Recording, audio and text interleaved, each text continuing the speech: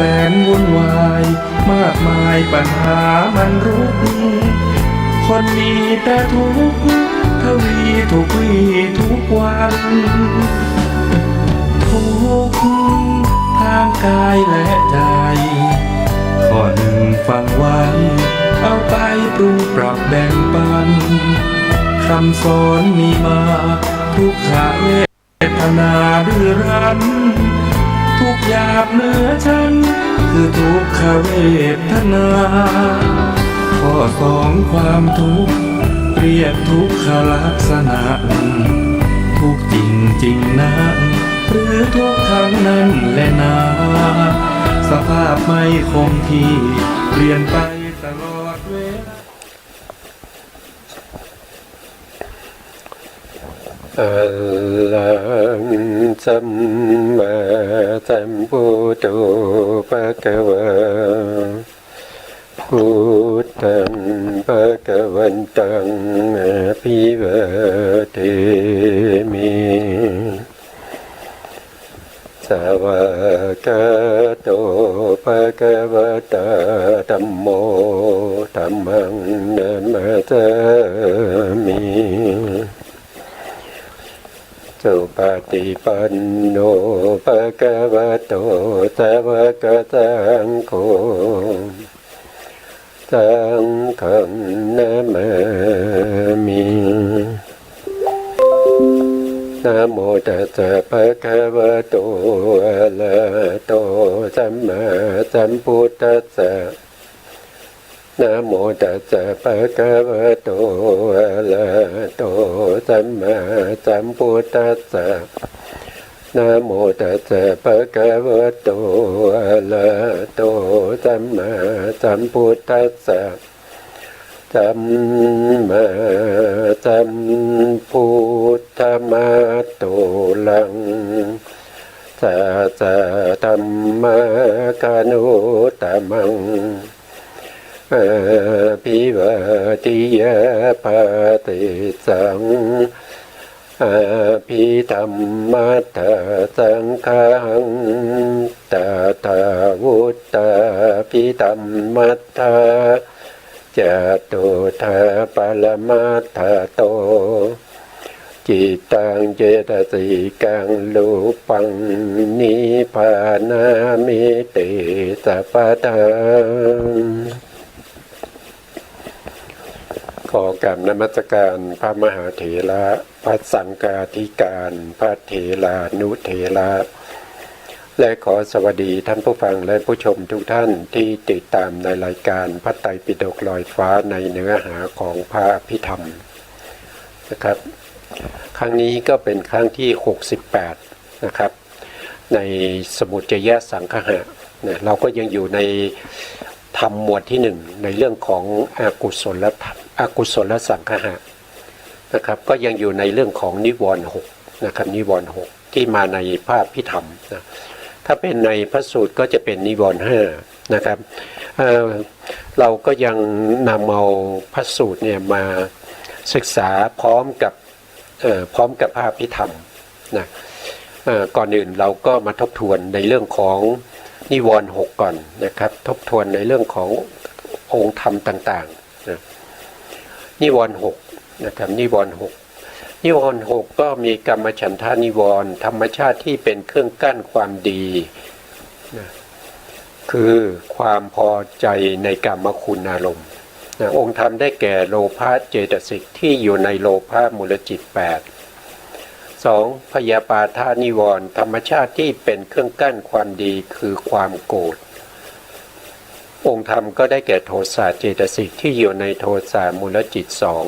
3. ก็คือถีนมิทธานิวรณ์ธรรมชาติที่เป็นเครื่องกั้นความดีคือความหดหู่ท้อถอยอารมณ์องค์ธรรมได้แก่ถีนมิทธะในอกุศลสังขาริกจิต5 4. อุทธัจจะกุกุจจะนิวรณ์ธรรมชาติที่เป็นเครื่องกั้นความฟุ้งซ่านรำคาญใจนะองค์ธรรมได้แก่อุทธัจจะเจตสิกที่ในอกุศลจิต12 แล้วก็กุกุจจะเจตสิกที่อยู่ในโทสะมูลจิตสองข้อที่5วิจิกิจฉานิวรณ์ความลังเลธรรมชาติที่เป็นเครื่องกั้นความดีคือความลังเลสงสัยในสิ่งที่ควรเชื่อองค์ธรรมได้แก่วิจิกิจฉาเจตสิกที่ในวิจิกิจฉาสัมปยุตตจิตหนึ่งข้อที่6อวิชชานิวรณ์ธรรมชาติที่เป็นเครื่องกั้นความดีคือความหลงความโง่ความไม่รู้ตามความเป็นจริงองค์ธรรมได้แก่โมหะ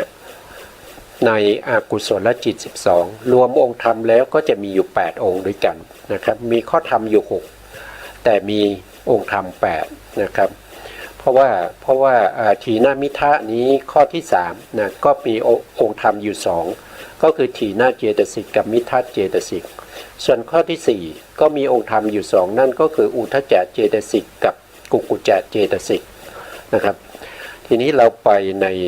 ในส่วนที่เราครั้งที่แล้วเราได้พูดถึงนะเราได้พูดถึงเรื่องของการละกามฉันทานิวรณ์มีอยู่6ข้อนะก็คือ1ก็คือเรียนเอาอสุภานิมิตนะอสุภานิมิตก็จะมีอยู่10อย่างด้วยกันนะที่เราได้พูดไปเมื่อครั้งที่แล้วนะครับ2ก็คือการประกอบความเพียรหนึ่งๆในอสุภภาวนาก็คือความเพียรก็จะมีอยู่3ระดับการเริ่มต้นนะความเพียรที่เริ่มต้นนะความเพียรที่เริ่มต้นเนี่ยเราจะเรียกว่าเป็นเดี๋ยวนะครับอารัพธาตุนะอารัพธาตุก็คือความเพียรที่เริ่มต้นนะครับระดับที่2เราก็จะเรียกว่านิคขัมมธาตุคือความเพียรที่เริ่มจะมีกำลังมากขึ้นนะครับส่วนความเพียรที่เป็นความบักบั่นมั่นคงนั้นก็เรียกว่าเป็นปรกัมมธาตุนะครับก็มี3ระดับด้วยกันนะเมื่อกี้ผมไม่ได้พูดถึงว่ามาจากไหนยังไงนะครับเพราะว่าคิดว่าท่านผู้ฟังก็คงจะจำได้นะครั้งที่แล้วเราก็เรียนตรงนี้นะครับก็บอกอีกทีก็แล้วกันนะครับว่ามาจากพระสุตตันตปิฎกนะครับขุทกานิกายอิติวุฒกะนะอิติวุฒกะชื่อพระสูตรเขาก็จะชื่อว่าสัมปันนสูตรนะครับสัมปันนสูตรนะเราพูดถึงตรงที่อัตถกถานะครับเป็นอัตถกถาอยู่ในหน้าที่112นะครับโทษที712นะครับตานี่ไม่ค่อยไหวเลยนะครับ712นะครับเราพูดถึงนี้เราได้อธิบายไปแล้วนะครับข้อที่3ก็คือเป็นผู้มีทวารอันคุ้มครองแล้วในอินทรีย์ทั้งหลายอินทรีย์ก็มีจักขุนทรีย์โสตินทรีย์คหินทรีย์เห็นแล้วไม่เกิดกิเลสอย่างเงี้ยนะครับได้ยินแล้วก็ไม่เกิดกิเลสนะครับได้กลิ่นแล้วก็ไม่เกิดกิเลสไม่เกิดนิวรณ์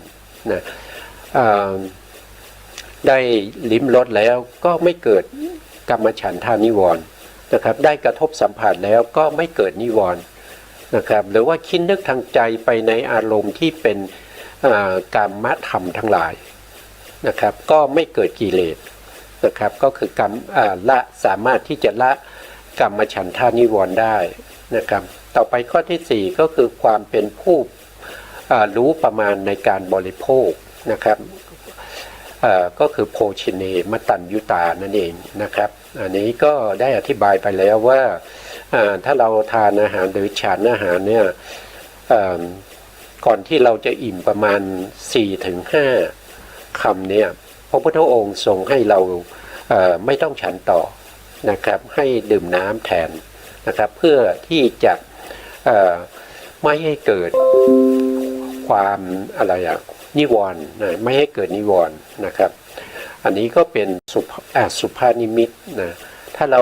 ฉันมากไปเนี่ยมันก็เกิดนิมิตที่เป็นสุภาก็เป็นอาหารให้แก่กามฉันทานิวรณ์ได้นะต่อไปข้อที่5ก็คือเป็นผู้ที่มีกัลยาณนิมิตนะครับก็คือเป็นผู้ที่มีความรู้ความเข้าใจเป็นผู้ที่ชวนให้เราในการที่จะสร้างความเพียรในการที่จะละนิวรณ์ทั้งหลาย นะครับเป็นกัลยาณมิตรแต่ถ้าบุคคลที่ชวนให้เราไปทำผิดศีลนะครับชวนเราไปตกปลายิงนกนะครับพวกนี้เป็นเขาเรียกว่าเป็นปาปมิตรนะครับไม่ใช่กัลยาณมิตรนะอันนี้เราก็พิจารณาเองนะครับในชีวิตประจำวันของเราก็มีเพื่อนฝูงเยอะแยะนะครับคนไหนเป็นกัลยาณมิตรหรือว่าคนไหนที่เป็นปาปมิตรนะครับก็เราก็พิจารณาเองนะต่อไปข้อที่6นะครับก็คือถ้อยคำที่เป็นสัพพยะสัพพยะนี่ก็คือความสะดวกสบายนะครับพูดแต่ถ้อยคำที่น่าฟังนะครับเป็นสัจธรรมเป็นความจริงนะครับสร้างสรรค์ประโยชน์นะไม่พูดที่เป็นมุสานะครับไม่พูดคำสอดเสียดไม่พูดคำหยาบคายไม่พูดคำเพ้อเจ้อเดรัจฉานวิชาต่างๆนะครับก็เว้นได้ก็เว้นนะครับอันนี้ก็คือเป็น6ข้อที่ทำให้เราสามารถที่จะละกรรมฉันทานิวรณ์ได้นะต่อไปนะครับอันนี้ก็ผ่านไปนะต่อไปก็จะเป็นธรรมที่สำหรับละพยาบาทนะครับก็มี6ข้อนะครับอันนี้ที่ผ่านมาเพราะว่าเราก็ได้ศึกษาไปแล้วนะครับก็ได้ศึกษาไปแล้วนะครับข้อที่1ก็คือการเรียนเมตตานิมิตนะเมตตานิมิตนี้ก็คือการเจริญเมตตาภาวนานะครับเมตตาภาวนาเมตตาภาวนาเนี่ยถ้าเราเจริญไปจนถึงอุปจารสมาธิเนี่ยเมตตาก็จะมีกำลังนะครับก็จะเป็นตัวที่ไปกำจัดพวกที่เป็นพยาปาทานิวรณ์นะครับแล้วก็เจริญต่อไปสักพักหนึ่งก็จะได้เป็นอัปปนาเป็นเมตตาที่เรียกว่าเมตตาเจโตวิมุตตินะเมตตาเจโตวิมุตตินั่นแสดงว่าเราได้ฌานแล้วได้ปฐมฌานแล้วนะครับแต่ถ้าในส่วนที่เขาเรียกว่าเป็นเจโตวิมุตตินะครับเขาไม่ได้เติมคำข้างหน้าว่าเป็นเมตตานั่นแสดงว่าเราอยู่ในระดับของความเป็นอุปจารสมาธิยังไม่เข้าถึงอัปปนานะครับอันนี้ก็ต้องเรียนนะครับต้องเรียนก่อนนะครับพระพุทธองค์ให้เรียนก่อนนะไม่ใช่ปฏิบัติเลยนะแล้วก็การเจริญเมตตานะครับหลังจากที่เราเรียนแล้วเราก็มาเจริญเมตตานะครับเมตตาก็คือการที่เราแผ่ความรักใคร่นะครับปรารถนาดีต่อเพื่อนต่อบุคคลที่เราเป็นบุคคลที่เรารักใคร่ชอบพอกันนะครับความปรารถนาดีรักใคร่ต่อสัตว์ทั้งหลายนะครับอันนี้การเจริญเมตตาเนี่ยเขาจะเจริญทั่วไปในอนันตจักรวาลได้นะครับผู้ที่สามารถที่จะเจริญเมตตาเจโตวิมุตติได้เนี่ยนะครับก็สามารถที่จะแผ่กว้างไปทั่วจักรวาลได้อันนี้ก็ครั้งที่แล้วเราก็ได้พูดไปบ้างแล้วนะครับข้อที่3ก็คือการพิจารณาความที่สัตว์ทั้งหลายมีกรรมเป็นของตนนะครับอันนี้ข้อนี้ก็เอาไว้ในการที่จะโยนิโสมนสิการเราก็ต้องมีความรู้ความเข้าใจในเรื่องของกรรมนะครับในเรื่องของกรรมเรื่องของผลของกรรมแล้วก็ต้องเข้าใจแล้วก็เชื่อว่าเรื่องของกรรมสกตาสัมมาทิฏฐินะครับแล้วก็อีกอันหนึ่งก็คือตถาคตโพธิสัตถานั่นก็คือความเชื่อว่าพระสัมมาสัมพุทธเจ้าพระพุทธองค์ทรงตรัสรู้เองเป็นพระอรหันตสัมมาสัมพุทธเจ้านะครับอันนี้ก็เป็นการพิจารณาถึงเรื่องของกรรมนะครับเรื่องของกรรมสัตว์ของสัตว์ทั้งหลายนะครับบางครั้งเนี่ยเขาทำร้ายเราอย่างเงี้ยนะครับเราจะทำยังไงไม่ให้มันเกิดพยาปาทานิวรณ์นะครับเราก็ต้องคิดถึงเรื่องของกรรมนะครับว่าที่เราถูกเขาทำร้ายเนี่ยก็เพราะว่าเราเคยทำเข้ามาก่อนนะครับเคยทำเข้ามาก่อนครั้งนี้เราก็ถูกเขาทำนะครับแต่เขาเนี่ยเขาทำกรรมใหม่นะครับกรรมที่เขาทำนะย่อมมีผลแน่นะครับแต่ว่าจะมีผลในอนาคต นะครับ เพราะฉะนั้นเราก็จะพิจารณาถึงกรรมเก่าของเราแล้วก็กรรมใหม่ของเขาก็จะทำให้เราเนี่ยหายจากพยาปาทานิวรณ์ได้นะความเป็นผู้มากไปด้วยการพิจารณานะครับก็คือมากไปด้วยการพิจารณาไม่ว่าจะพิจารณาในเรื่องของกรรมเรื่องของการเจริญเมตตาหรือว่าพิจารณาในเรื่องของสัจธรรมทั้งหลายนะครับก็เป็นที่สามารถจะรับพยาปาทะนิวรณ์ได้นะครับแล้วก็มีกัลยาณมิตรนะกัลยาณมิตรผู้ที่เป็นกัลยาณมิตรของเราที่ดีที่สุดนั่นก็คือพระสัมมาสัมพุทธเจ้าทีนี้พระสัมมาสัมพุทธเจ้าท่านก็ปรินิพพานไปแล้วนะครับทีนี้เราก็จะมีกัลยาณมิตรที่เป็นพระพุทธเจ้านะครับพระพุทธเจ้าที่พระพุทธองค์ได้ตรัสไว้แก่พระอานนท์ว่าหลังจากที่เราตถาคตปรินิพพานไปแล้วนะก็จะมีพระธรรมคำสั่งสอนของพระตถาคตนี่แหละนะครับที่จะมาเป็นศาสดาของพวกเธอทั้งหลายนะครับเพราะฉะนั้นพระธรรมคำสั่งสอนที่พระพุทธองค์ทรงแสดงไว้ 84,000 พระธรรมขันธ์นะครับหรือว่าโดย5ก็ได้แก่นิกาย5นะครับพวกนี้ก็จะเป็นศาสดาของเราเป็นกัลยาณมิตรของเรานะครับมากมายนะครับไม่ว่าเราจะศึกษาในพระวินัยก็ตามพระสูตรก็ตามพระอภิธรรมก็ตามที่เราศึกษาแล้วเราเกิดความรู้ความเข้าใจนั่นแสดงว่าเรามีกัลยาณมิตรนะครับที่เป็นพระพุทธเจ้านะครับที่เป็นพระพุทธเจ้าที่เป็นพระธรรมคำสั่งสอนนะครับที่เป็นองค์แทนนะครับเป็นพระพุทธเจ้าของเรานะต่อไปข้อที่6ก็การกล่าวคำที่เป็นสัพพยะนะครับการกล่าวคำที่เป็นสัพพยะก็มีทั้งที่เขาพูดกับเรานะครับแล้วก็เราก็พูดกับเขานะครับการที่เราพูดเราต้องระลึกได้อยู่เสมอว่าสิ่งที่เราพูดนั้นจะต้องเป็นสัพพยะนะครับสัพพยะในที่นี้ก็คือผู้ที่ฟังแล้วเขาจะไม่เกิดความเขาจะเกิดความยินดีพอใจนะที่ได้ฟังคำที่เราพูดนะครับหรือว่าเวลาเขามาพูดกับเราเนี่ยเขาก็จะต้องพูดในคำที่เรายินดีพอใจนะครับเพราะว่าถ้าเราพูดไม่ดีเนี่ยนะครับเราก็จะผิดศีลในเรื่องของมุสาวาทเวลาเราผิดศีลมุสาวาทเนี่ยเวลาเรามานั่งเวลาเรามาทำสมาธินะครับนั่งสมาธิเนี่ยมันก็จะทำให้เราเนี่ยหวนระลึกไปถึงคำพูดที่เราพูดไม่ดีกับคนอื่นเนี่ยมันก็ทำให้เราเดือดร้อนใจ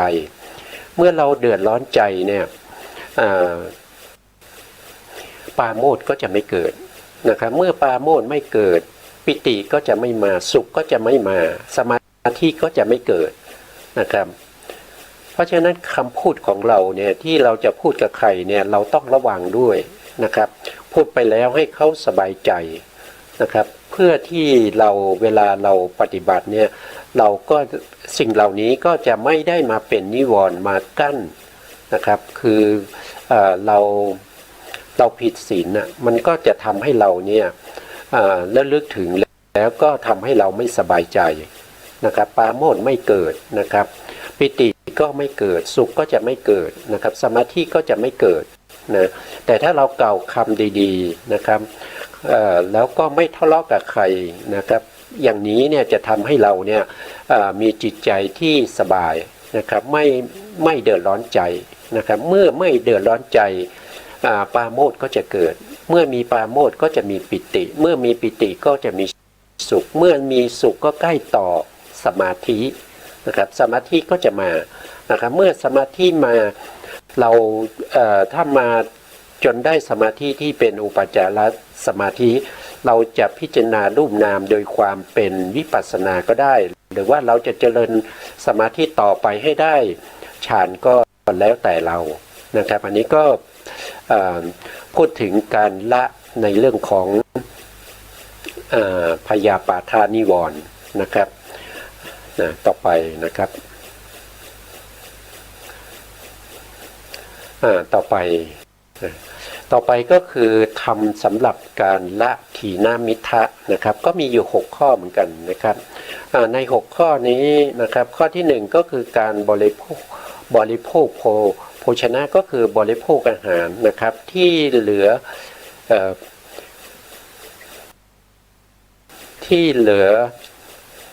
เพื่อแต่นะครับคือหมายความว่าเวลาเราอิ่มแล้วก็ให้ไม่ต้องกินต่อหรือไม่ต้องฉันต่อนะครับให้ฉันน้ำแทนนะครับประมาณสัก 4-5 คำเนี่ยให้หยุดได้นะครับแล้วก็ข้อ2ก็คือ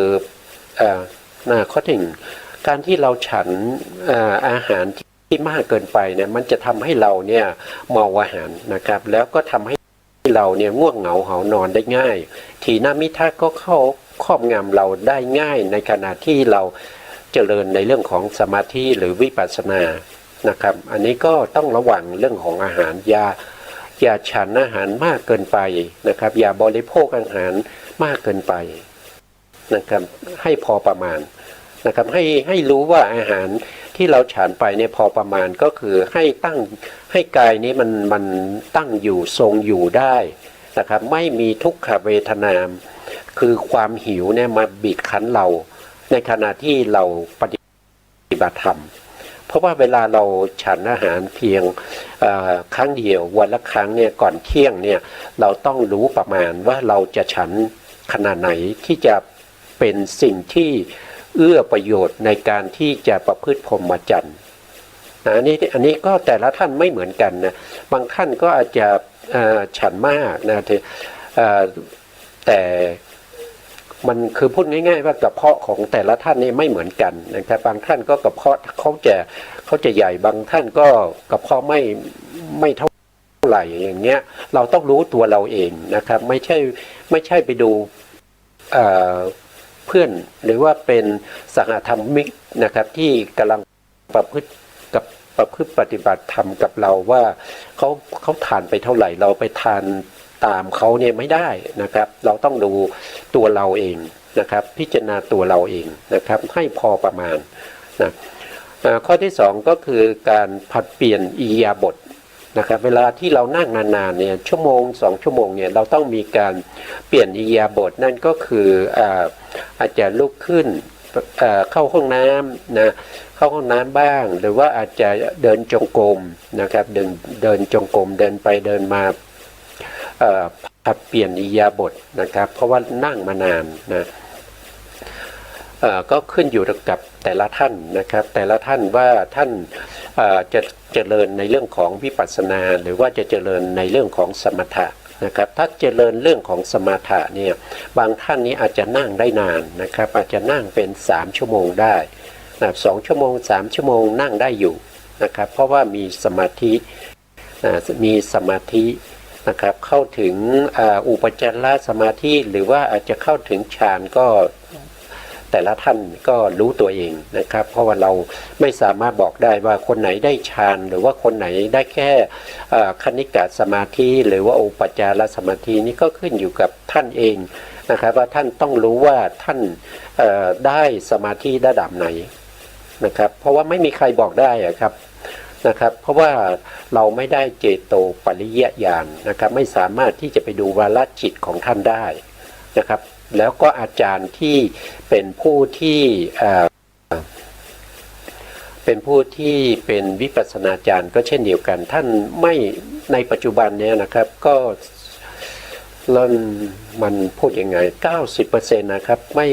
ม่ได้เจโตปริยญาณนะครับก็คือไม่มีการรู้วาระจิตนะครับเพราะฉะนั้นก็อย่าไปถามนะถามไปก็ไม่ได้นะครับเพราะว่าเขาไม่รู้บางทีเขาอาจจะตอบมาผิดๆนะครับเพราะฉะนั้นเราต้องศึกษาให้เกิดความรู้ความเข้าใจว่าสภาวะของความเป็นคณิกะสมาธิมันเป็นอย่างไรนะ สภาวะของความเป็นอุปจารสมาธิเป็นอย่างไรอัปปนาสมาธิเป็นอย่างไรการได้ปฐมฌานเนี่ยอารมณ์เป็นอย่างไรพวกนี้เราต้องศึกษานะครับถ้าเราไม่ศึกษาเนี่ยเราไปปฏิบัติเนี่ยเราไม่มีโอกาสรู้ได้หรอกว่าเราเป็นยังไงนะครับไปส่งอารมณ์ก็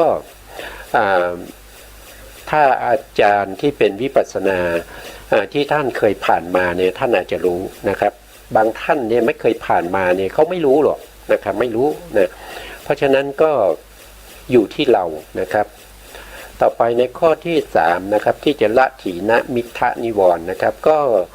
คือการมนสิการเอา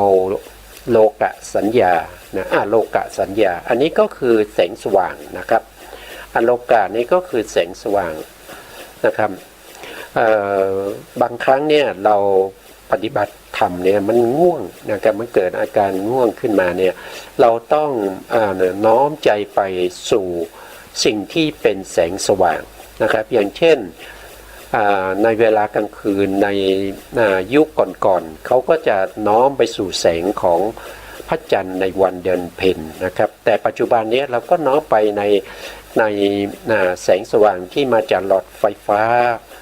นะครับถ้ากลางคืนนะครับถ้ากลางวันเราก็น้อมไปสู่แสงที่มาจากพระอาทิตย์นะครับพวกนี้ก็ทำให้เราเนี่ยหายง่วงได้นะครับอย่างเช่นพระโมคคัลลานะนะครับท่านหลังจากที่ท่านได้บวชแล้ว7 วันเนี่ยท่านก็เจริญสมณธรรมอยู่นะครับแล้วก็มีถีนมิทธาเนี่ยครอบงำนะครับพระพุทธองค์ทรงเห็นนะครับเห็นด้วยสัพพัญญุตญาณหรือเห็นด้วยญาณที่พระพุทธองค์ทรงตรวจดูสัตว์โลกทั้งหลายนะครับก็เห็นพระโมคคัลลานะกำลังง่วงเหงาเหานอนนะครับก็เสด็จไปนะครับไปปรากฏแล้วก็ให้พระโมคคัลลานะนี้นะครับว่าถ้ามีความง่วงนะครับก็ให้เอามือลูบหน้าลูบแขนนะครับหรือว่าเอาอะไรแยงหูนะครับเช่นขนไก่อะไรพวกนี้นะครับแล้วก็ให้มนสิการในเรื่องของอาโลกสัญญาก็คือเรื่องของแสงสว่างนะครับแล้วก็ถ้าไม่ไหวก็ให้ไปล้างหน้านะครับให้ไปล้างหน้าหรือว่าให้ไปเปลี่ยนอิริยาบถนั่นเองนะครับก็จะเป็นในลักษณะนั้นนะครับต่อไปในข้อที่4ก็คือการอยู่แต่ที่แจ้งนะครับถ้าเรานั่งอยู่ในที่ที่มันมืดเนี่ยมันเอื้ออำนวยต่อถีนมิทธะนะครับเมื่อถีนมิทธะเกิดขึ้นก็จะทำให้เราเนี่ยง่วงเหงาเหานอนจิตมันเกิดความท้อถอยนะครับเพราะฉะนั้นเราก็ต้องอยู่ในที่แจ้งนะครับเวลาเรานั่งเนี่ยต้องสังเกตให้ดีนะครับว่าตรงไหนที่มันสว่างเนี่ยเราก็ต้องไปนั่งตรงนั้นนะครับเพื่อให้จิตเนี่ยได้รับอาโลกะสัญญาคือแสงสว่างนั่นเองเวลาที่จิตมันง่วงเหงาขึ้นมาเนี่ยนะครับถดถอยพวกนี้ขึ้นมานะครับก็ให้ไปนั่งตรงที่มันสว่างหน่อยนะครับข้อที่5ก็คือมีกัลยาณมิตรอันนี้ก็พูดไปแล้วก็เหมือนเดิมนะครับเหมือนข้อที่ผ่านมานะครับแล้วการกล่าววาจาที่เป็นสัพพยะก็เหมือนกันนะครับเหมือนกันเราก็ผ่านไปเลยนะครับต่อมานะครับต่อมาข้อนี้ก็เป็นข้อที่4นะครับข้อที่4นะครับเรื่องของธรรมสำหรับการละ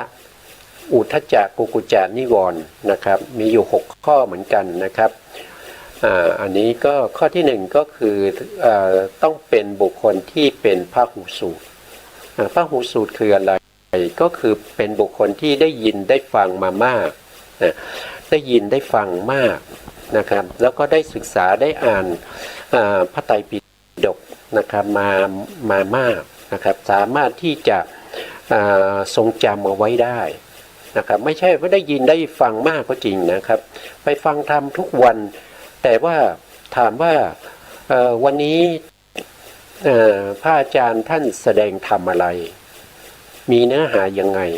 บอกไม่ได้เลยชื่อเรื่องก็ไม่รู้ว่าเป็นชื่ออะไรนะครับเป็นสูตรไหนยังไงก็บอกไม่ได้นะครับนั่นแสดงว่ามันก็เหมือนกับเราไม่ได้ฟังนั่นเองนะครับตรงนี้หมายถึงบุคคลที่ฟังแล้วทรงจำได้นะครับทรงจำได้สามารถตึกได้ในเวลาที่เราจำเป็นที่จะต้องใช้พระสูตรนะครับพระสูตรนั้นสูตรนี้นะครับในการที่จะน้อมใจเราโอนใจเราทำให้ใจเราเนี่ยน้อมไปสู่ความเพียรในการที่จะประพฤติปฏิบัติเพื่อจะละอุทจักกุกุจจะนิวรณ์ได้นะต้องเป็นผู้ที่มีความทรงจำในเรื่องของพระสูตรนะครับแล้วข้อที่สองก็ต้องมีการสอบถามเมื่อเราไม่เข้าใจนะเมื่อเราไม่เข้าใจในข้อปฏิบัติต่างๆนะครับหรือว่าในขณะที่เราฟังธรรมเราไม่เข้าใจต้องมีการสอบถามได้นะครับต้องมีการสอบถามได้อย่างเช่นไม่เข้าใจคำว่านิวรณ์อย่างเงี้ยพระอาจารย์ท่านก็บอกว่านิวรณ์ก็พูดไปเลยเพราะว่าเข้าใจว่าผู้ที่ฟังเนี่ยเข้าใจแล้วว่านิวรณ์คือธรรมชาติที่เป็นเครื่องกั้นความดีกั้นอะไรบ้างก็กั้นพวกที่เป็นกุศลธรรมทั้งหลายที่จะเกิดขึ้นเนี่ยไม่ให้เกิดขึ้นแล้วก็ทำลายกุศลธรรมทั้งหลายที่เกิดขึ้นแล้วเนี่ยให้ดับไปนะครับแล้วก็เปิดประตูให้อกุศลทั้งหลายเกิดขึ้นในใจของเราอย่างนี้มันเป็นนิวรณ์นะมันเป็นนิวรณ์นะครับเพราะฉะนั้นเราไม่เข้าใจอะไรเนี่ยเราต้องสอบถามนะสอบถามแล้วให้เกิดความรู้ความเข้าใจให้ได้นะไม่ใช่ว่าไม่รู้ก็เฉยๆนะครับอยู่เฉยๆนะครับฟังก็ฟังหูซ้ายทะลุหูขวานะครับไม่จำอะไรไม่ได้เลยอย่างเงี้ยมันคือมันไม่มีความรู้ความเข้าใจเลยในศาสดาของเรานะครับในพระพุทธเจ้าของเรานะว่าพระพุทธองค์ทรงแสดงพระธรรมมากมายเนี้ยก็หวังให้เราเนี่ยได้รู้ได้เข้าใจ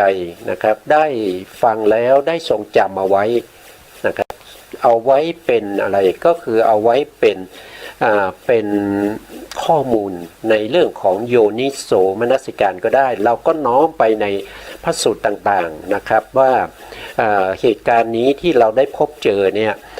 ที่จะทำให้จิตของเราเนี่ยเป็นอกุศลเนี่ยเราจะใช้พระสูตรบทไหนนะครับหรือว่าจะใช้การประพฤติปฏิบัติอย่างไรที่จะทำให้จิตของเราเนี่ยไม่ตกไปในไฟที่เป็นอกุศลนะครับให้จิตของเราเนี่ยเป็นกุศลแต่ถ้าจิตเราตกไปแล้วก็สามารถที่จะดึงจิตขึ้นมาสู่ความเป็นกุศลได้นะครับบางครั้งเนี่ยเราต้องเปลี่ยนอารมณ์นะครับบางครั้งเราต้องเปลี่ยนอารมณ์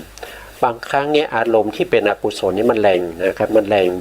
เราอยู่ตรงไหนก็จะนึกไปถึง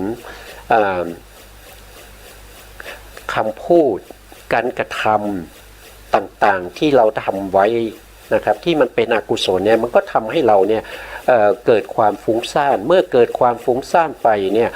กุกุจจะก็จะเข้ามาทำให้เราเกิดความรำคาญใจในอกุศลที่เราทำไปแล้ว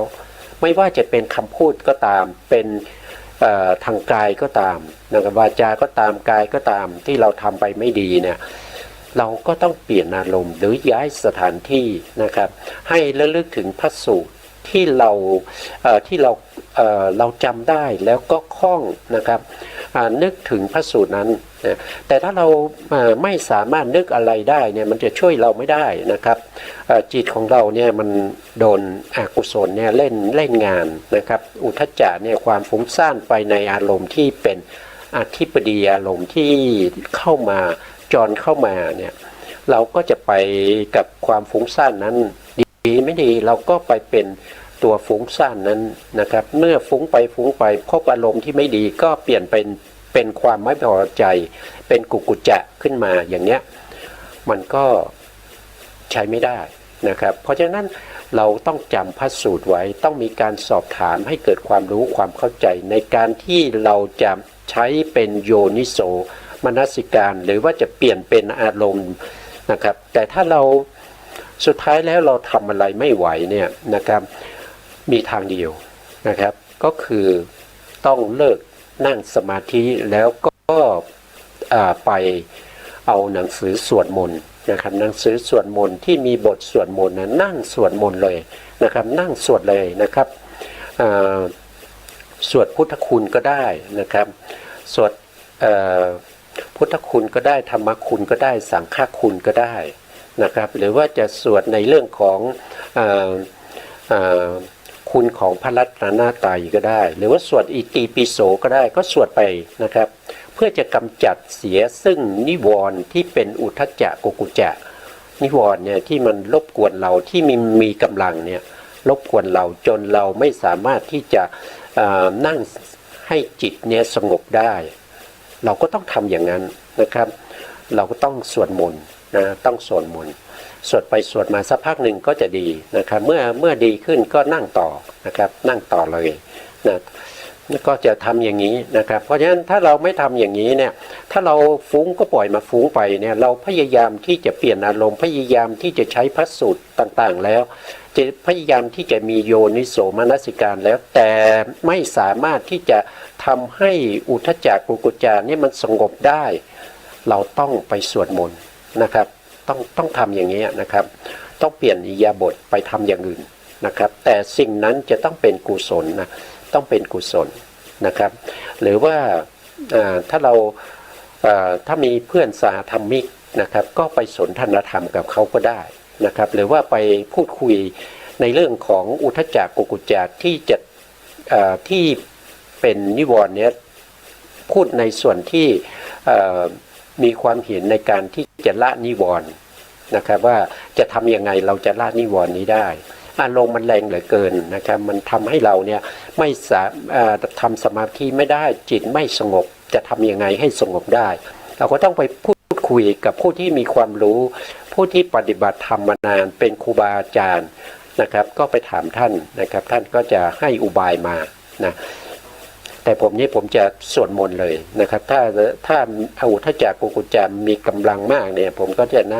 นั่งสวดมนต์นะครับสักพักหนึ่งนะครับแล้วก็ไปทำสมาธิใหม่นะครับก็จะช่วยได้อยู่นะครับต่อไปในข้อที่3นะครับก็คือความรู้ความชำนาญในพระวินัยอันนี้มีความสำคัญนะครับในเรื่องของพระวินัยเนี่ยถ้าเราไม่รู้ไม่เข้าใจเนี่ยมันก็จะทำให้เรามีอาบัติติดตัวนะครับเมื่ออาบัติติดตัวเนี่ยเราจะทำสมาธิก็ตามวิปัสสนาก็ตามเนี่ยมันไม่สามารถที่จะสงบได้นะครับบางท่านหรือบางครั้งเนี่ยเราไม่รู้ว่าเรามีอาบัติติดตัวนะครับคือเราทำกิจวัตรประจำวันไปเรื่อยๆวันหนึ่งเนี่ยเราไม่รู้ว่าเรามีอาบัติติดตัวนะครับอาบัตินั้นถ้าเป็นอาบัติใหญ่ๆนี้เราพอรู้ใช่ไหมครับอาบัติเล็กๆน้อยๆเนี่ยอย่างทุกภาสิทธิ์เนี่ยทุกกฎทุกภาสิทธิ์อะไรพวกนี้นะครับมันก็ยังเป็นนิวรณ์ที่จะมากั้นเราได้นะครับเพราะว่าเราไม่รู้ในเรื่องของพระวินัยนะเราไม่เข้าใจว่าสิ่งที่เราทำไปเนี่ยมันเป็นทุกกฎนะมันเป็นทุกภาสิทธิ์นะเราต้องมีการปรงอาบัติอย่างเงี้ยเราไม่ได้ทำเราไม่รู้นี่ใช่ไหมครับเพราะฉะนั้นการเจริญวิปัสสนาหรือว่าเจริญในเรื่องของสมาธินะครับมันก็จะไม่ก้าวหน้านะครับถ้าเราอยู่นะครับกับสหธรรมิกเนี่ยถ้าเราทำอะไรไม่ได้เราก็ไปปรงอาบัติกับเขาก็ได้นะครับเพราะว่าการปรงอาบัตินี้ก็จะเป็นวิธีการที่จะช่วยให้เราเนี่ยไม่มีนิวรณ์ที่เป็นพระวินัยเนี่ยที่เราไปผิดพระวินัยคือข้อบัญญัติที่พระพุทธองค์ทรงห้ามไว้เราก็ไปทำโดยไม่รู้ตัวหรือว่าบางครั้งเนี่ยสิ่งที่พระพุทธองค์ให้เราทำเนี่ยเรื่องของการที่เราจะต้องไปทำวัดกับพระอาจารย์อะไรพวกนี้เราไม่รู้นะครับเราทำอะไรผิดอย่างเงี้ยเราไม่ได้ทำนะครับเขาให้ปฏิบัติสมณธรรมอะไรพวกนี้นะครับในพระวินัยนี้เราไม่ได้ทำเนี่ยมันก็จะเป็นอาบัติติดตัวนะครับเพราะฉะนั้นต้องเป็นคนที่รอบรู้แล้วก็เป็นคนชำนาญในเรื่องพระวินัยด้วย นะครับเพื่อป้องกันนิวรณ์เหล่านี้นะครับไม่ใช่เฉพาะอุทจักกุกุจานิวรณ์นะครับมันได้ตั้งแต่กรรมฉันทานิวรณ์พยาปาทานิวรณ์นะครับถีนามิทานิวรณ์อุทจักกุกุจานิวรณ์วิจิกิจฉานิวรณ์เนี่ยมันมาหมดนะถ้าเรามีศีลที่ไม่บริสุทธิ์เรามีอาบัติติดตัวนะครับเพราะเราไม่เข้าใจเรื่องของอาบัติเล็กๆน้อยๆต้องมีการโปร่งอาบัติอะไรพวกนี้นะครับก็อันนี้ก็เป็นตัวที่กั้นได้เหมือนกันนะครับในข้อที่4การคบหาสมาคมผู้ใหญ่นะครับผู้ใหญ่ก็คือพระเถระทั้งหลายนะครับผู้ที่พระเถระเนี่ยก็คือท่านต้องดูด้วยนะครับว่าท่านพระเถระที่อยู่กับเราเนี่ยเป็นประเภทไหนในปัจจุบันนะครับบางท่านอาจจะอยู่ตามสภาพนะครับคือท่านไม่ได้ปฏิบัติธรรมนะครับท่านก็อยู่เพื่อที่จะทำพิธีต่างๆนะครับให้แก่ฆราวาสทั้งหลายนะครับที่เข้ามานิมนต์นะครับไม่เคยสนใจในเรื่องของปฏิบัติเวลาเราไปถามเนี่ยท่านจะไม่รู้เรื่องนะครับเพราะฉะนั้นเราต้องดูด้วยว่าท่านมีความรู้ความเข้าใจในเรื่องของการที่จะละนิวรณ์ทั้งหลายมีไหมความรู้ประเภทนี้มีไหมจะละกรรมฉันทานิวรณ์พยาปาทานิวรณ์อุทจักกุกุจานิวรณ์ถีนามิทานิวรณ์พวกนี้ท่านมีความรู้ไหมท่านรู้จักถีนามิทานิวรณ์ไหมนะก็ต้องดูให้ดีนะครับไม่ใช่ว่าเขียนเป็นพระผู้ใหญ่มีพรรษามากนะครับเป็นพระเถระนะครับก็เข้าไปถามท่านนะครับบางครั้งอาจจะได้คำตอบที่ไม่ถูกมานะครับเพราะฉะนั้นเนี่ยเราต้องดูทั้งคือเราต้องมีความรู้ก่อนนะครับเมื่อเรามีความรู้ก็จะรู้ว่าผู้ที่เราอยู่ด้วยนะครับเขามีสมณธรรมยังไงเขาเป็นคนยังไงเราก็สามารถรู้ได้นะครับแต่ถ้าเราไม่มีความรู้ความเข้าใจเนี่ยเราไปอยู่ร่วมกับเพื่อนสหธรรมิกที่เป็นบุคคลที่ไม่มีศีลอย่างเงี้ยผิดศีลอย่างเงี้ยทำหน้าที่เฉพาะว่าเป็นพระที่ทำพิธีต่างๆนะครับขึ้นบ้านใหม่แต่ง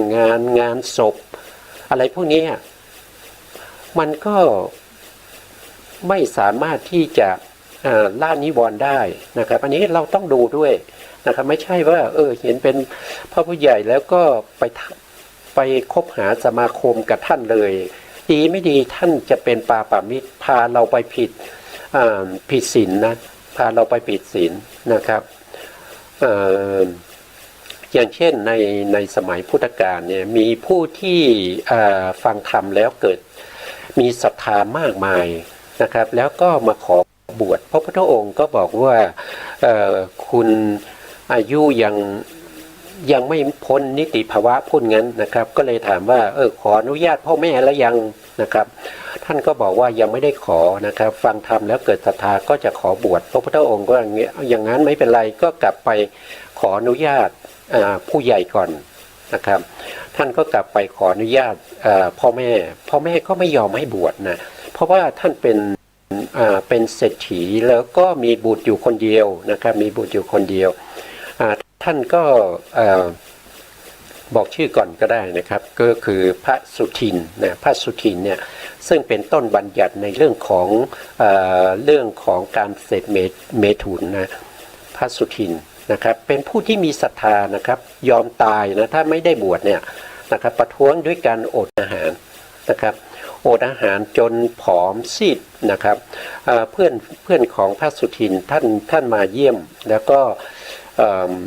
มาพูดคุยนะครับก็ไม่ยอม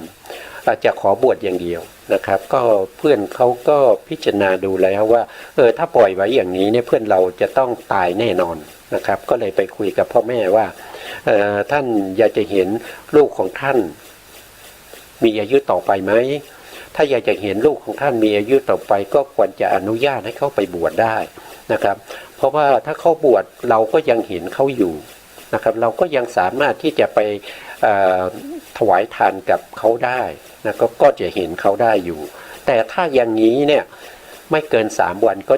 ก็จะตายนะครับท่านก็จะได้จัดงานศพนะครับแทนที่จะได้ร่วมทำบุญ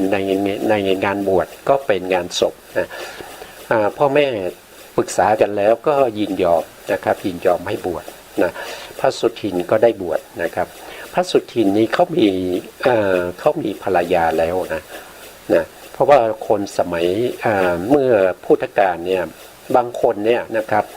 อายุแค่เจ็ดขวบเนี่ยนะครับ7 ปีเนี่ยก็ให้แต่งงานแล้วนะครับอย่าง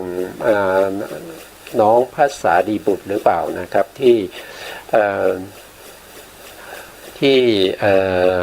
เหลืออยู่คนเดียวเป็นคนสุดท้องนะครับพวกนั้นไปบวชหมดแล้วนะครับพ่อแม่นะครับแม่ก็หาคู่ให้นะครับแล้วก็เอาไปมั่นกันไว้กลัวว่าจะหนีไปบวชนะครับก็เอาลูกตัวเองนะครับซึ่งมีอายุประมาณ7 ขวบเนี่ยเอาไปมั่นไว้เอาไปจัดงานแต่งงานเอาไว้นะครับอันในสมัยก่อนนี้อายุน้อยๆนะครับเขาก็จัดพิธีแล้วนะครับเพราะฉะนั้นพระสุทินก็มีภรรยาแล้วนะครับแล้วก็ขออนุญาตพ่อแม่ก็ให้ไปบวชก็เลยไปบวชนะบวชมาได้กี่พรรษาก็ไม่ทราบนะครับก็หลายพรรษาอยู่นะครับน่าจะเกิน5 พรรษาแล้วนะครับพอเกินเขาก็อยู่กุฏิในป่านะครับอยู่กุฏิในป่านะครับเกินกว่า5 พรรษาแล้วก็ตอนหลังก็กลับมานะครับก็กลับมาวัดที่ใกล้ๆบ้านนะครับแล้วก็อยู่ท่านเดียวนะครับทีนี้พ่อแม่รู้นะครับพ่อแม่ก็มาหานะครับแล้วก็แม่ก็ว่าขอให้ลูกลาสิกขาลูกก็ไม่ยอมนะครับไม่ยอมลาแต่ลูกยังไม่ได้เป็นอะไรเลยนะครับยังเป็นปุถุชนอยู่นะครับบวชมา5-6 พรรษาแล้วน่าจะราวๆนี้นะครับก็ไปอยู่กุฏินะครับในป่านะพ่อแม่ก็ไปขอท่านก็ไม่ยอมนะครับแล้วทีนี้แม่ก็บอกว่าถ้าไม่ยอมเนี่ยลูกพอที่จะทิ้งเชื้อสายไว้ให้แก่พ่อแม่ได้ไหมพระสุทินก็คิดแล้วก็บอกว่าพระพุทธองค์ยังไม่ได้บัญญัติในเรื่องของการเสพเมถุนนะครับท่านก็บอกว่าพอได้นะครับพอได้เขาพ่อแม่ก็เลยพ่อแม่ก็ไปบอกให้แก่ลูกสะใภ้ว่าลูกสะใภ้ถ้ามีประจำเดือนอะไรเนี่ยให้มาบอกนะครับพอมาบอกเสร็จมาบอกแล้วนะครับพ่อแม่ก็ส่งไปที่กุฏิของพระสุทินนะครับพระสุทินก็ทำผิดศีลนะครับเสพเมถุนกับอดีตภรรยานะครับทีนี้อยู่มานาน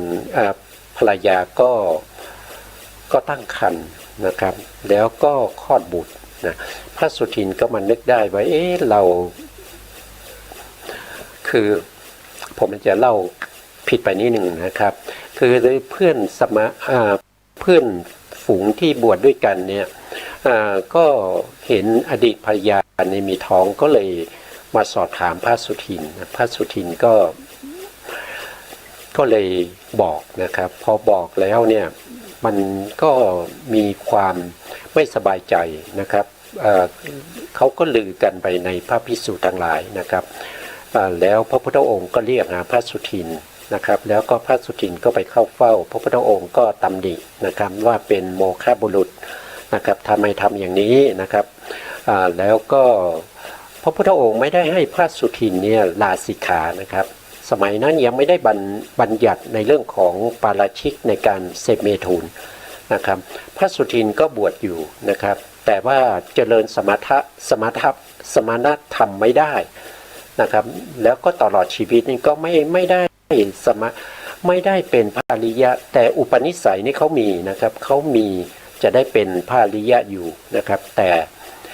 เขาไปผิดศีลก่อนเขาไปผิด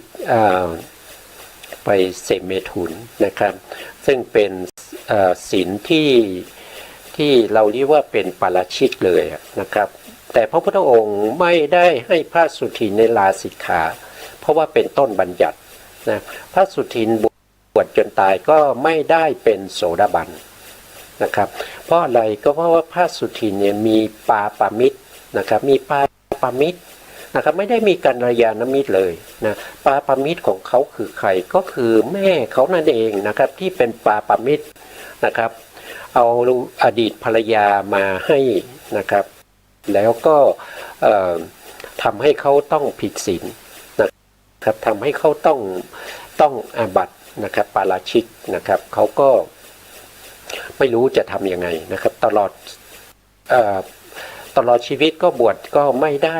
ไม่ได้คุณวิเศษใดๆนะครับพระสุทินนะครับอันนั้นก็คือมีกัลยาณมิตรที่เป็นปาปามิตรนะครับแม่เขาเป็นปาปามิตรให้เขานะครับไม่ได้อะไรเลยนะครับอุตส่าห์บวชด้วยศรัทธานะครับอุตส่าห์ใช้ชีวิตเป็นเดิมพันในการที่จะได้บวชแต่ก็แพ้ปาปามิตรนะครับต่อไปข้อที่6ก็คือกล่าวคำอันนี้เราก็รู้อยู่แล้วนะครับก็ได้พูดไปแล้วนั่นก็ผ่านไปนะครับ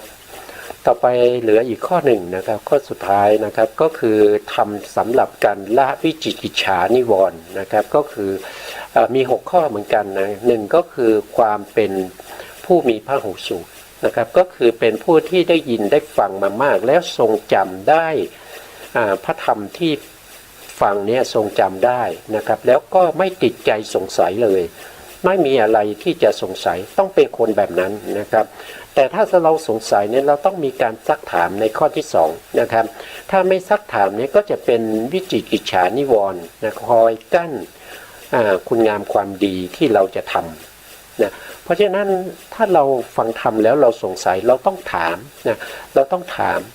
นะครับถามให้ได้ความกระจ่างนะครับแล้วในเวลาฟังเนี่ยเราต้องตั้งใจฟังด้วยนะครับถ้าเราไม่ตั้งใจฟังมันก็จะทรงจำไม่ได้นะทรงจำไม่ได้ก็จะเอาไปต่อธรรมไม่ได้บางท่านอาจจะฟังธรรมไปฟังธรรม1 ชั่วโมงเนี่ยไปพูดคุยกันมากกว่านะครับแล้วก็ฟังนิดๆหน่อยๆนะข้ามไปข้ามมาอย่างเงี้ยมันจะจำไม่ได้นะครับจำธรรมไม่ได้จำข้อธรรมไม่ได้จำพระสูตรไม่ได้นะอันนี้ไม่ควรจะเป็นอย่างนั้นนะครับเราเสียเวลาในการที่จะไปฟังธรรมแล้วแต่เราไม่ได้ทรงจำไม่ได้ฟังธรรมตลอดนะครับอันนี้ก็มีเรื่องเล่าก็คือเวลาก็เหลือนิดหนึ่งนะครับก็เป็นลูกของท่านอนาถบิณฑิกาเศรษฐีเป็นลูกผู้ชายนะครับไม่สนใจ โทษนะครับไม่สนใจในเรื่องของบุญกุศลเลยนะครับพ่อก็พยายามที่จะให้ลูกเนี่ยได้ฟังธรรมได้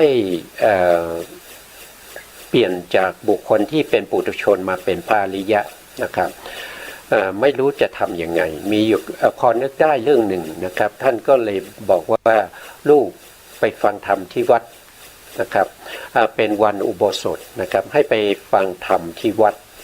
นะครับแล้วก็พรุ่งนี้กลับมาพ่อจะให้เงินนะครับ100 กหาปณะนะครับเขาก็ดีใจมากเลยเพราะว่าเขาจะเอาเงินไปเที่ยวนะครับก็ไปถึงวัดก็ไปนอนนะครับไปนอนตรงไหนก็ได้นะครับเขานอนได้นะเขานอนแล้วพอกลับบ้านตอนเช้าเนี่ยพ่อก็ถามว่าเมื่อคืนนี้ไปฟังธรรมเนี่ยไม่ โทษนะครับ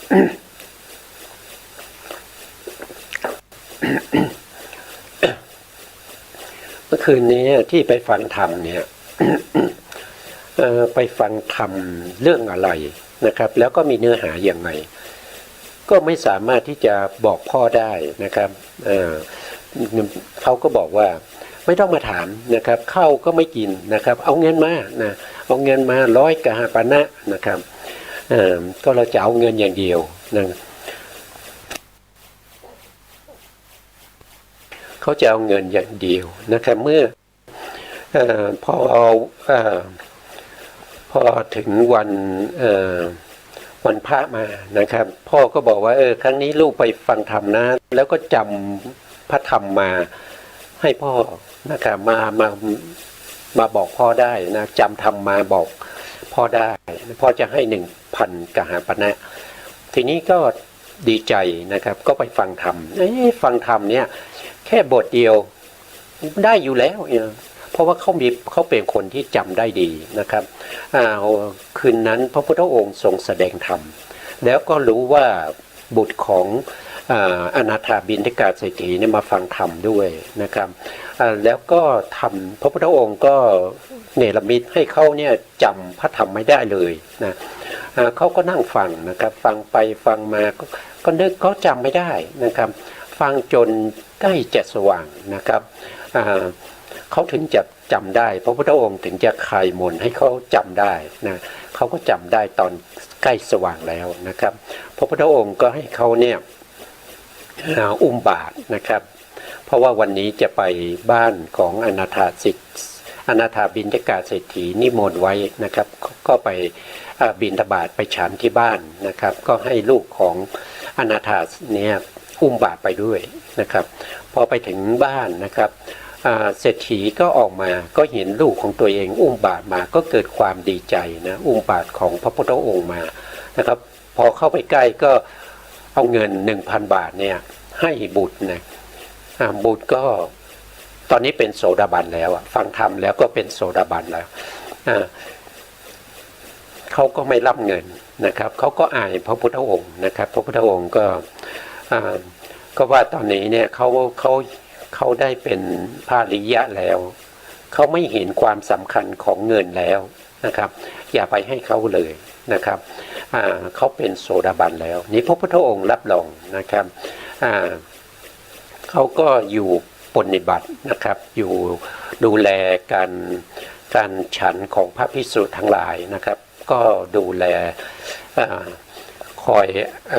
บริการนะครับก็เป็นบุคคลที่ได้โสดาบันอันนี้ก็เป็นบุคคลที่มีอัธยาศัยในการที่จะตรัสรู้ธรรมนะครับแต่ต้องใช้วิธีนะครับมีพระพุทธองค์เท่านั้นที่จะรู้นะครับว่าคนไหนจะเป็นแบบนี้นะครับตอนนี้เวลาหมดนะครับเราก็เอาไว้ตรงนี้ก่อนนะครับเอาไว้ในโอกาสหน้าเราก็กลับมาพูดในเรื่องของวิจิกิจฉานิวรณ์ต่อนะครับแต่วันนี้เราเวลาหมดนะครับสุดท้ายนี้ขอกราบขอบพระคุณพระครูสมุทรวิสุวัฒน์วรกิจโจผู้อำนวยการสถานีวิทยุเพื่อการศึกษาพระพุทธศาสนาและวัฒนธรรมFM 104.5 เมกะเฮิรตซ์วัดไฟหินจังหวัดเชียงใหม่และขอกราบขอบพระคุณพระครูปริยัติญาณุศาสตร์ขอบคุณท่านผู้ฟังและผู้ชมทุกท่านที่ติดตามในรายการพระไตรปิฎกลอยฟ้าในเนื้อหาของพระอภิธรรมครับวันนี้ลาไปก่อนครับสวัสดีครับ